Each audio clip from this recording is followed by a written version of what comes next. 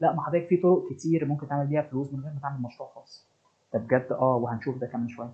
انت تقدر ان انت تعمل، لو انت فكرتك كلها ان انت داخل بزنس عشان تعمل فلوس، لا ما تخشش. في طرق تانية كتير جدا ممكن تعمل بيها فلوس. في شبه ما بين البزنس وما بين فكره القمار.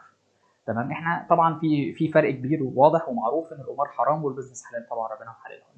طيب ايه الشبه اللي ما بينهم؟ الشبه اللي ما بينهم ان القمار الناس بتقول عليه ان هو ادمان. لو حد بيتابع كده الدكاتره النفسيين، هم بيصنفوا القمار على اساس ان هو ادمان. طب ليه هو ادمان؟ لان اللي بيلعب قمار هو بيبقى حابب فكره القمار، بغض النظر هو بيكسب ولا بيخسر، بالعكس هو غالبا بيخسر. تمام، لكن مع ذلك هو تلاقيه شاف اللي قبله بيخسر وعارف ان هو هيخسر، وهو بيخسر على الترابيزه بس مش قادر يبطل. ليه؟ هو حب الفعل نفسه، هو حابب الاحساس ان هو بيغامر، حابب الاحساس ان هو يمكن الرميه الجايه يكسب. فهو نفس الكلام، البيزنس برضه ادمان. حضرتك لو حابب الفعل ده هتلاقي نفسك ان انت بتدمنه. بس في فرق تاني بقى مهم جدا. ايه هو؟